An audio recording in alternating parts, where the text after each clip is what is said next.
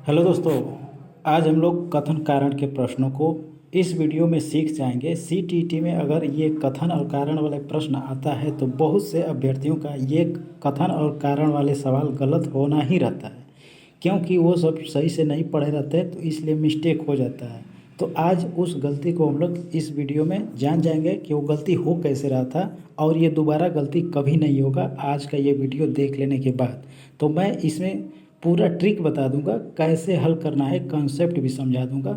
बस क्या करना होगा, वीडियो को पूरा देखना होगा। तो मैं स्टार्ट करता हूँ कथन और कारण के सवालों को। तो यहाँ पे सबसे पहले कथन और कारण के सवालों को हल करते समय दो चीज़ें ध्यान देना पड़ेगा। दो चीज़ वो क्या है?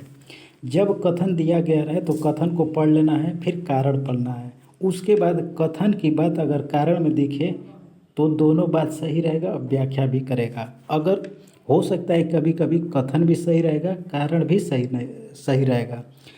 कथन कारण दोनों सही रहेगा फिर भी व्याख्या नहीं करेगा, ये भी बात हो सकती है। तो ये चीज़ एकदम जानना ज़रूरी है। मैं एग्जाम्पल क्वेश्चन के माध्यम से समझाऊंगा। तो स्टार्ट कर रहा हूँ क्वेश्चन नंबर 1। क्वेश्चन नंबर 1 में कहा जा रहा है, कथन है कि बच्चे सक्रिय रूप से ज्ञान का निर्माण करते हैं। ये बात सही है या नहीं अभी रहने दे रहा हूँ। कारण दे रहा है कि सीखना एक निष्क्रिय प्रक्रिया है जिसमें शिक्षक केवल जानकारी देता है। अब हम लोग फिर से कथन को समझते हैं। ये समझने के लिए समझने में थोड़ा टाइम लगेगा, मतलब कि थोड़ा सा ज़्यादा टाइम लगेगा, लेकिन जब ये समझ में आ जाएगा तो ऐसे प्रश्नों को हम लोग फटाफट हल करते हुए चलेंगे, क्योंकि समझने के लिए थोड़ा टाइम देना पड़ता है, उसके बाद आसानी से हल होता रहेगा। तो समझने पर ध्यान देना दोस्तों। तो बच्चे सक्रिय रूप से ज्ञान का निर्माण करते हैं, बिल्कुल बात सही है। नेक्स्ट है कारण कि सीखना एक निष्क्रिय प्रक्रिया है जिसमें शिक्षक केवल जानकारी देता है। ये केवल सीटीईटी के लिए गलत साबित हमेशा से होता रहा है। तो यहाँ पे पहला सही, मतलब ए सही आर गलत हो गया। ए सही आर गलत सी ऑप्शन में देखने को मिल रहा है, तो सी ऑप्शन प्रश्न का आंसर हो जाएगा। मैं सभी प्रकार के प्रश्नों को इसमें रखा हूँ, एकदम ये आज ये जानकारी अच्छा होने वाला है। क्वेश्चन नंबर 2 में है कि मूल्यांकन सीखने की प्रक्रिया का अभिन्न हिस्सा है। मूल्यांकन सीखने की प्रक्रिया का अभिन्न हिस्सा है। कारण कह रहा है कि मूल्यांकन केवल अंतिम परीक्षा तक सीमित होना चाहिए। गलत बात है, केवल कह दिया गलत है, तो ये तो गलत है। मूल्यांकन सीखने की प्रक्रिया का अभिन्न हिस्सा है। बिल्कुल अभिन्न हिस्सा इसलिए है कि जब सीखा जाएगा और उसका मूल्यांकन होता रहेगा तो हम लोग को पता होता रहेगा कि हम लोगों में अभी भी क्या कमी रह गई है, क्या सीखना बाकी है, कितना सीखा, इसकी जानकारी होती है मूल्यांकन के द्वारा। तो ए सही आर गलत है। ए सही आर गलत कहाँ पे दिख रहा है? ऑप्शन नंबर बी में देखने को मिल रहा है। नेक्स्ट है क्वेश्चन नंबर 3। क्वेश्चन नंबर 3 में कहा जा रहा है सभी बच्चे समान गति से सीखते हैं। बिल्कुल ये बात एकदम गलत है। हर बच्चा अलग अलग ढंग से सीखता है, सभी को सीखने की गति एक समान नहीं हो सकती, इसलिए ये तो गलत हो गया। प्रत्येक बच्चे की बुद्धि और सीखने की क्षमता अलग होती है, यही तो बात है। तो ए गलत आर सही। ए गलत आर सही कहाँ है? ऑप्शन नंबर सी में है। नेक्स्ट है कथन बोल रहा है कि दंड सीखने को प्रभावी बनाता है। कथन हो गया। कारण बोल रहा है कि सकारात्मक प्रोत्साहन सीखने को बढ़ावा देता है। ये तो बात बिल्कुल सही है, लेकिन दंड सीखने को प्रभावी बनाता है, ये बात सही है? नहीं। दंड से बालक जो होता है सीखना नहीं चाहता, उसका अधिगम नहीं हो पाता, वो डर जाता, ना ही पूछ पाता, ना ही सीख पाता है, इसलिए दंड सीखने को प्रभावी नहीं बनाता है। तो यहाँ पर ए गलत आर सही हो गया, तो सी ऑप्शन में देखने को मिल गया।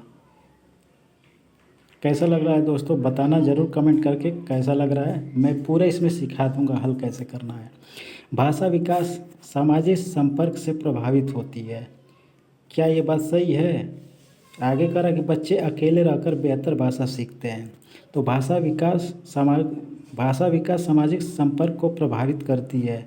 बिल्कुल ये बात सही है, लेकिन बच्चे अकेले रहकर बेहतर भाषा सीख जाते हैं, बिल्कुल ये तो एकदम गलत है। वाइगोस्की ने बताया है, सामाजिक सांस्कृतिक सिद्धांत दिया, उसमें बच्चे रह कर एक दूसरे से इंटरेक्शन करके कुछ ना कुछ वो सीखते रहते हैं। तो यहाँ पे ए गलत, ए सही आर गलत है। यहाँ पे ए सही आर गलत है। अब यहाँ से सीखने को मिलेगा। अब यहाँ से ये पॉइंट ज़रूर ध्यान देना, जो मैं बताना चाह रहा था वो यहाँ पे है। सीखना अनुभव से होता है, ये बात सही है, बिल्कुल सही है। अनुभव आधारित शिक्षा प्रभावी होता है, ये भी बात सही है। दोनों बात सही है। अनुभव होगा तो सीखना प्रभावी होता ही है, तो दोनों सही है। अब ये तो देखना है, यहाँ पे एक को गलत बता दिया तो ये गलत है, दोनों गलत, ऐसी बात तो नहीं है, दोनों सही है। तो ये दोनों ऑप्शन तो कट गया। अब ये देखना है, यहाँ पर भी दोनों सही बताया, दोनों सही बताना है, दोनों को सही बताया गया है यहाँ पहले और सेकंड ऑप्शन में। लेकिन ये व्याख्या कर रहा है कि नहीं, यही तो जानना है। तो सीखने पर बात हो रही है ना, सीखने को बात, मतलब यहाँ पे सीखने किससे, अनुभव से रिलेटेड हो रहा है ना, तो अनुभव की बात पहले लाइन में अनुभव की बात हो रही है, दूसरे लाइन पर भी अनुभव की बात हो रही है। जब पहले लाइन की बात दूसरे लाइन में कही जाएगी तो व्याख्या करेगा, इसलिए यहाँ पर दोनों सही है और व्याख्या भी हो रहा है। ऑप्शन नंबर ए करेक्ट हो जाएगा। शिक्षक को सभी बच्चों को एक ही तरीके से पढ़ाना चाहिए? नहीं, क्योंकि हर एक बच्चे का सीखने की विधि, मतलब कि ढंग, क्षमता अलग अलग होता है, इसलिए पहला ऑप्शन तो कट हो गया, मतलब कथन गलत हो गया। सभी बच्चों को सीखने की शैली अलग होती है, ये बात सही। ए गलत आर सही कहाँ पे दिख रहा है? ए गलत आर सही है सी ऑप्शन में। नेक्स्ट है, प्रेरणा सीखने में महत्वपूर्ण भूमिका निभाती है? बिल्कुल निभाती है, ये बात सही है। प्रेरणा से ही सब कुछ आसान हो जाता है। बिना प्रेरणा के भी सीखना समान रूप से प्रभावी होता है, क्या ये बात सही है? बिना प्रेरणा के भी सीखना समान रूप से प्रभावी होता है, ऐसा नहीं है, ये बात गलत है। इसलिए ए सही आर गलत हो गया, ए सही आर गलत है। बाल विकास केवल जैविक कारकों पर निर्भर करता है, क्या ये बात सही है? आगे कह रहा है पर्यावरण का बाल विकास में कोई योगदान नहीं है, कौन सही होगा इसमें? बाल विकास केवल जैविक कारकों पर निर्भर होता है, नहीं, गलत बात है। पर्यावरण का बाल विकास में कोई योगदान नहीं होता है, होता है, योगदान होता है, तो नहीं कह दिया तो ये गलत है, तो दोनों यहाँ पे गलत हो गया। आसान क्वेश्चन था। नेक्स्ट है, खेल बच्चों के सीखने में सहायक है? बिल्कुल ये बात सही है। खेल से बच्चों का संज्ञानात्मक विकास होता है, क्या ये बात सही है? बिल्कुल ये सही है। जब यहाँ पे खेल की बात हो रही है, दूसरे लाइन पर भी खेल की ही बात हो रही है, तो व्याख्या तो करेगा ही करेगा, तो फर्स्ट ऑप्शन करेक्ट हो जाएगा। बस यही ध्यान देना है दोस्तों, यहीं से समझ में आ जाएगा।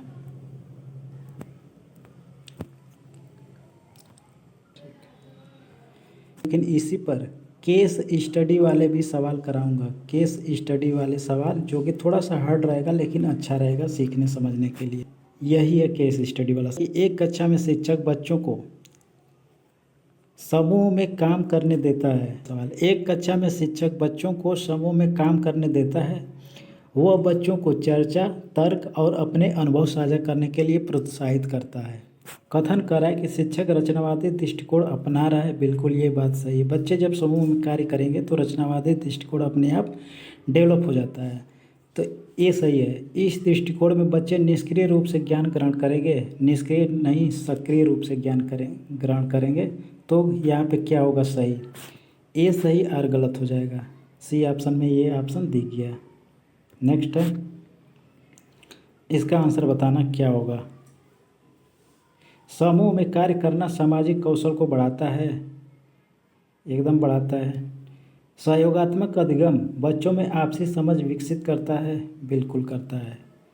दोनों बात तो सही हो गया। व्याख्या कर रहा है कि नहीं, ये हमको जानना है, तो किसकी बात हो रही है ये ध्यान देना है। सहयोगात्मक अधिगम की बात हो रही है और ये समूह में ही हो पाता है, तो दोनों में एक ही बात को बताया जा रहा है। कोऑपरेटिव सहयोग अधिगम कब होता है? जब बच्चे आपस में एक दूसरे से सामाजिक कौशल डेवलप करते हैं तब। तो यहाँ पर भी सामाजिकता का बात हो रही है, यहाँ पर भी हो रहा है, इसलिए दोनों बात सही है और व्याख्या भी हो रहा है। एक शिक्षक कमज़ोर छात्रों को अलग बैठाकर केवल रटने पर जोर देता है और तेज छात्रों को ही उत्तर देने का मौका देता है। तो कथन कर रहा है कि यह समावेशी शिक्षा के सिद्धांत के विपरीत है। समावेशी शिक्षक सभी बच्चों को समान अवसर देती है। कौन होगा सही? एक शिक्षक कमज़ोर छात्रों को अलग बैठाकर केवल रटने पर जोर देता है और तेज छात्रों को ही उत्तर देने का मौका देता है। तो रटना तो एक गलत बात है, लेकिन कमज़ोर जब छात्र है तो उसको अलग ढंग से पढ़ाने का प्रयास टीचर कर रहा है, तो उस हिसाब से ये बात सही है। तो यह समावेशी शिक्षा के सिद्धांत के विपरीत तो है, रटना विपरीत है, तो इसलिए ये बात सही है। यहाँ पे रटने वाली बात हो रही, तो ये कह रहा है कि समावेशी शिक्षा के सिद्धांत के विपरीत है, बिल्कुल विपरीत है, इसलिए ये बात सही है, फॉलो कर रहा है समावेशी शिक्षा को। अगले में कह रहा है कि समावेशी शिक्षा सभी बच्चों को समान अवसर देता है, तो ये बात भी सही है। अब मैं फिर से समझा दूँ कैसे समझना है इसको। जब अगर इसकी बात इसमें दिखे तो व्याख्या करेगा, अगर ऐसे भी नहीं समझ में आ रहा तब कैसे समझना है? कथन को पढ़ के कथन में ही क्योंकि कहना है। मैं बता दूं फिर से, जैसे मैं पढ़ लिया कि यह समावेशी शिक्षा के सिद्धांत के विपरीत है। विपरीत पढ़ने के बाद मैं पढ़ा क्योंकि, विपरीत पढ़ने के बाद कह रहा हूँ क्योंकि, फिर मैं कारण को पढ़ दिया। यह समावेशी शिक्षा के सिद्धांत के विपरीत है क्योंकि समावेशी शिक्षा सभी बच्चों को समान अवसर देती है। बिल्कुल ये फॉलो करेगा क्योंकि कहने के बाद, तो ये व्याख्या करेगा, अदरवाइज ये व्याख्या नहीं करेगा। यही ध्यान देना है। दो प्रकार से हल किया जा सकता है प्रश्न को। केवल रटने पर आधारित शिक्षा प्रभावी है, गलत बात, रटने से नहीं होगा। रटने से गहरी समझ विकसित होती है, नहीं होता है, तो दोनों गलत है, तो डी ऑप्शन हो जाएगा सही। ये अच्छा सवाल है, क्या होगा सही आंसर इसका? एक बच्चा बार बार गलतियां करता है लेकिन शिक्षक उसे दंड देने के बजाय उसे समझाता है और प्रोत्साहित करता है। तो कथन कर रहा है कि शिक्षक सकारात्मक प्रोत्साहन का उपयोग कर रहा है, बिल्कुल ये बात सही हो गया। प्रोत्साहन सीखने को बढ़ावा देता है, बिल्कुल बात सही है। यहाँ पर भी प्रोत्साहन की बात, यहाँ पर भी प्रोत्साहन की बात, तो इसलिए दोनों तो सही है, व्याख्या भी हो रहा है। यही बात ध्यान देना है, ऐसे ही हल करना है, सबसे आसान तरीका है हल करने का। दंड सीखने का सबसे प्रभावी तरीका है, नहीं, गलत है, दंड से नहीं सीखा जा सकता। दंड से बच्चों में डर उत्पन्न होता है, बिल्कुल ये बात सही है। तो क्या होगा? ए गलत आर सही, ए गलत है आर सही है। नेक्स्ट, एक शिक्षक बच्चों के स्तर के अनुसार अलग अलग गतिविधियां देता है। तो कथन कर रहा है कि यह विभेदित निर्देश का उदाहरण है, मतलब कि इंडिविजुअल इंस्ट्रक्शन का उदाहरण है, एग्जाम्पल है, ये एकदम सही है। सभी बच्चे समान तरीके से सीखते हैं, नहीं, मैं बताया कि अलग अलग ढंग से सीखने की क्षमता होती है प्रत्येक बालकों का। तो ए सही आर गलत, कहाँ पे कौन से ऑप्शन में है? ए सही आर गलत, ऑप्शन नंबर सेकंड में है। कथन है व्यक्तिगत भिन्नताएं को ध्यान में रखना आवश्यक है। बच्चों को पढ़ाते समय यह ध्यान देना चाहिए क्योंकि प्रत्येक बालक की सीखने की विधि और गति अलग अलग होती है। तो ये बात सही है, हर बच्चे के सीखने की गति अलग होती है, दोनों बात सही है। और यहाँ पर बच्चों की ही व्यक्तिगत बातें ही सीखने पर बल ही दिया जा रहा है, इसलिए क्या होगा यहाँ पे दोनों सही हो जाएगा और व्याख्या भी हो जाएगा। एक शिक्षक केवल परीक्षा के अंक के आधार पर छात्रों का मूल्यांकन करता है। तो कथन है कि यह समग्र मूल्यांकन के सिद्धांत के खिलाफ है। कारण है सीसीई में निरंतर और समग्र मूल्यांकन किया जाता है। कौन होगा सही? यहाँ पे जब शिक्षक केवल परीक्षा के अंक के आधार पर छात्रों का मूल्यांकन कर रहा है और कथन कर रहा है कि यह समग्र मूल्यांकन के सिद्धांत के खिलाफ है, तो बिल्कुल यह खिलाफ है, क्योंकि वह परीक्षा के अंकों के आधार पर मूल्यांकन कर रहा है, सीखने के आधार पर नहीं। सीसीई में निरंतर और समग्र मूल्यांकन किया जाता है, ये भी बात सही है। और दोनों में सीसीई के बारे में बात हो रही है, तो व्याख्या ऑटोमेटिक करने लगा और दोनों सही है। नेक्स्ट क्वेश्चन है मूल्यांकन केवल अंतिम परीक्षा तक सीमित होना चाहिए। कारण है रचनात्मक मूल्यांकन का कोई महत्व नहीं है, दोनों यहाँ पे गलत हो जाएगा। केवल मूल्यांकन केवल अंतिम परीक्षा तक सीमित नहीं रहना चाहिए और रचनात्मक मूल्यांकन का बहुत बड़ा महत्व होता है सीखने में, तो यहाँ पे दोनों गलत हो जाएगा। आगे, एक शिक्षक कक्षा में बच्चों से प्रश्न पूछता है, उसे सोचने का समय देता है और उसके उत्तरों पर चर्चा करवाता है। तो कथन है कि यह शिक्षार्थी केंद्रित दृष्टिकोण का उदाहरण है। बिल्कुल, इसमें बालकों को केंद्र में रखा गया है, चाइल्ड सेंटर्ड है, इसलिए ये जो शिक्षक कर रहा है बिल्कुल ये सही है। कारण है इसमें शिक्षक ज्ञान का एकमात्र स्रोत है। जब एकमात्र टीचर को ही बढ़ोतरी करके बता रहा है तो ये गलत हो जाएगा। ए सही, आर गलत है, सी ऑप्शन में है। नेक्स्ट क्वेश्चन है, प्रश्न पूछना उच्च स्तरीय सोच को बढ़ावा देता है, बढ़ाता है, सही है। प्रश्न पूछने से ही और पूछने का मन करेगा, उच्च स्तर का ज्ञान होगा। चर्चा बच्चों को अपने विचार स्पष्ट करने में मदद करती है, ये भी बात सही है। और दोनों में चर्चा मतलब पूछने की बात रही, पूछना मतलब चर्चा करना, दोनों एक ही चीज़ है, तो यहाँ पे दोनों सही हो जाएगा, व्याख्या भी हो रहा है। नेक्स्ट क्वेश्चन है, कक्षा में एक बच्चा धीमी गति से सीखता है, शिक्षक उसे अतिरिक्त समय और सरल कार्य देता है, ये ऐसा करना ये बिल्कुल सही है। कथन है यह समावेशी शिक्षा का उदाहरण है, बिल्कुल उदाहरण है, क्योंकि प्रत्येक बच्चा अलग अलग ढंग से सीखता है, तो जो कमज़ोर है तो उसको थोड़ा अलग से बढ़िया से सिखाना पड़ेगा, थोड़ा ज़्यादा टाइम देकर। तो ये कार्य जो हो रहा है बिल्कुल सही है। कारण है समावेशी शिक्षा सभी बच्चों को उसकी ज़रूरत के अनुसार सहायता देती है, दोनों सही है। और दोनों में समावेशी शिक्षा की बात हो रही है, इसलिए यह व्याख्या कर रहा है और सही दोनों है ही। 23 नंबर का क्वेश्चन है कि कथन में है सभी बच्चों को एक ही प्रकार का कार्य देना चाहिए। कारण है इससे समानता बनी रहती है। तो हम लोग को क्या करना होगा कि सभी को एक जैसे नहीं पढ़ाना है, गलत हो गया। समानता नहीं बनाना है, दोनों गलत हो गया। नेक्स्ट, एक शिक्षक पढ़ाते समय ही बच्चों से प्रश्न पूछकर उसकी समझ का आकलन करता है। तो कथन है यह रचनात्मक मूल्यांकन है।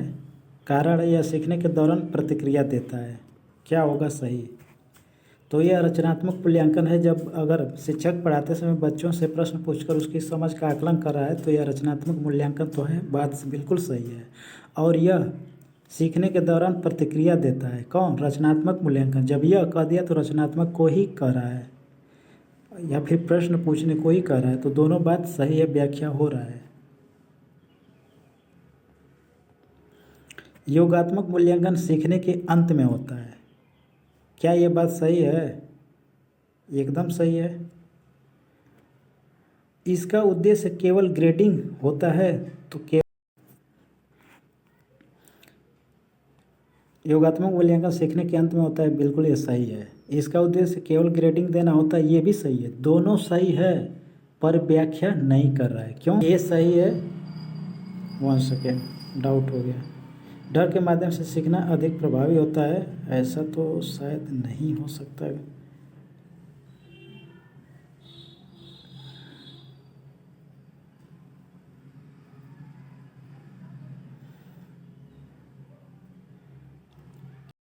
डर के माध्यम से सीखना अधिक प्रभावी होता है, नहीं होता है। डर से कोई सीख ही नहीं सकता, डर से अस्थायी सीखना हो सकता है, बिल्कुल ये सही है। ये गलत, आर सही, कहाँ पे है, ये गलत, आर सही है। यहाँ पे ऑप्शन मिस्टेक है, तो यहाँ पे ए सही, ए गलत है और आर सही है, ये बात ध्यान देना पड़ेगा। नेक्स्ट है, एक शिक्षक उदाहरण और गतिविधियों के माध्यम से पढ़ाता है, और ऐसा करना तो सही है ही। कथन है कि यह अनुभवात्मक शिक्षा है, बिल्कुल ये सही है, क्योंकि उदाहरण देगा, किसी एग्जाम्पल देगा तो अनुभवात्मक शिक्षा हो गया। और कारण है कि अनुभवात्मक आधारित सीखना अधिक अस्थायी होता है, बिल्कुल सही है। अनुभव की बात यहाँ पे है, तो दोनों बात सही भी है और व्याख्या हो रहा है, तो कौन होगा सही, A option, first option correct हो जाएगा। हल करना तो समझ में आ गया होगा फ्रेंड्स। नेक्स्ट है, केवल व्याख्यान से ही प्रभावी सीखना होता है, बिल्कुल ये बात एकदम गलत है, ये छोटे बच्चों के लिए सही होता ही नहीं है। छात्र सक्रिय भागीदारी के बिना भी सीख सकते हैं, क्या ये बात सही है, नहीं सही है। सक्रिय भागीदारी के बिना नहीं सीख सकते, बच्चों को पहले से सब कुछ नहीं आता है, इसलिए दोनों गलत है। और लास्ट क्वेश्चन है, एक शिक्षक बच्चों की गलतियों को सीखने का अवसर मानता है। बिल्कुल ये बात सही है। कथन है कि यह विकास मानसिकता को दर्शाता है। कारण है गलतियाँ सीखने की प्रक्रिया का हिस्सा। ये तो सही है। क्या कथन सही है? तो बिल्कुल कथन भी सही। यह विकास जो गलतियों को सीखने का अवसर हो रहा है वह एक प्रकार का विकास है। तो ये मानसिकता को दर्शाता है, इससे बालक और सीख सकता है। तो दोनों सही है और व्याख्या भी हो रहा है। ठीक है, तो यहाँ पे ए ऑप्शन सही है। तो बस आज के लिए इतना ही, मिलते हैं अगले वीडियो में। इसके बाद एक धमाकेदार मैं वीडियो देने वाला हूँ और मज़ा आएगा। तो बस यही था आज के लिए।